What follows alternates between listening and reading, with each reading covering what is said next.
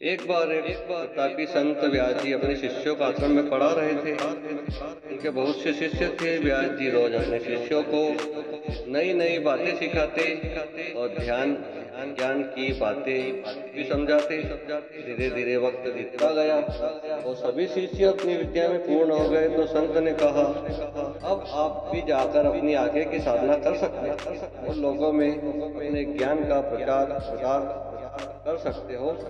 धीरे धीरे सभी शिष्य गुरु जी से आज्ञा लेकर अपने अपने रास्ते चल दिए। काफी वक्त बीत जाने के बाद संत ने सोचा कि चेलों को वे काफी समय हो गया, क्यों न चलकर उनकी परीक्षा ली जाए, कहीं वे अपनी शिक्षा का दुरुपयोग नहीं कर रहे हैं। इस प्रकार संत जी अपने आश्रम से चेलों को ढूंढने निकल जाते हैं और बारी बारी सभी से मिलते हैं। मिलने पर संत जी ने पाया सभी सही दिशा में काम कर रहे हैं, लेकिन एक शिष्य अभी बाकी था। इसके बारे में संत जी को मालूम हुआ कि उसने ग्रह पर क्या किया है और जंगल में संन्यास आश्रम खोल लिया है। वहाँ बड़ा ही कठोर जप कर रहा है। संत जी बात सुनकर बहुत प्रसन्न है और उससे मिलने जंगल में पहुंचे। जंगल में शाम के समय एक बहुत ही खूबसूरत औरत पायल की छमछम की आवाज करती हुई आश्रम में आती है और देखती है कि बाबा जी आग मिलकर भक्ति में लीन है। वह खूबसूरत औरत बाबा के थोड़ा पास जाती है और अपनी चूड़ी और पायल खनकाती है।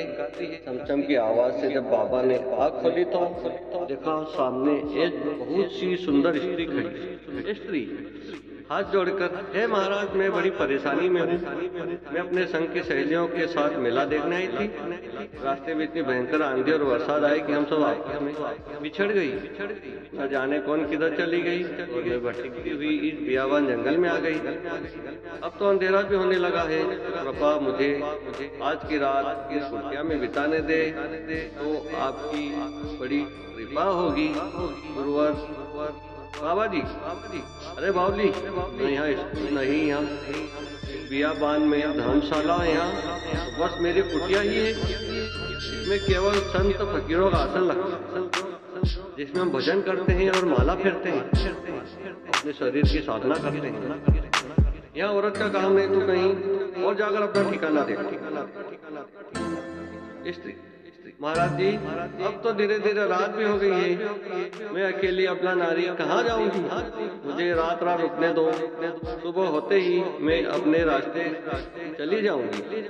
बाबा कुछ सोचते हुए, चलो एक काम करो, मेरी आसन माला बाहर लाकर रख दो और तुम कुटिया में जाकर सो जाओ और सुबह तक बाहर मत निकलना। अंदर से कुंडी लगा लेना। हाँ, एक बार कह रहा हूँ, रात को बाहर मत निकलना, क्योंकि मेरी भक्ति में बाधा उत्पन्न होती है। स्त्री दरवाजा अंदर से कुंडी लगाकर सो जाती। इधर बाबा जी अपने ध्यान में भजन करने लगते हैं। आधी रात भजन करते हैं। फिर अचानक बाबा जी को स्त्री का ख्याल आता है। बाबा जी के मन में कपट आने लगा और उसके कदम कुटिया की ओर बढ़ने लगा। वहाँ जाकर दरवाजा खटखटाने लगा, लेकिन बहुत दरवाजा खटखटाने पर भी स्त्री ने दरवाजा नहीं खोला। तो बाबा को बड़ा गुस्सा आया। थोड़े से दरवाजे को तोड़ने लगा। काफी मेहनत के बाद दरवाजा टूट गया। रात के समय कुटिया में बहुत अंधेरा था। बाबा जी ने अलाव दिया, उनकर जला दिया। अलाव की रोशनी में बाबा दिखते हैं कि एक बहुत ही बड़ी बड़ी दाढ़ी, मूंछ और बड़ी जटा वाला महाराज आग रखकर माला फेर रहा है। कपटी महाराज को देख सन्न रह जाता है। यह जटा वाले महाराज कोई और नहीं बल्कि महात्मा व्यास औरत के रूप में चेले की परीक्षा लेना है। संत की परीक्षा आपको कैसी लगी? कृपया कमेंट के माध्यम जरूर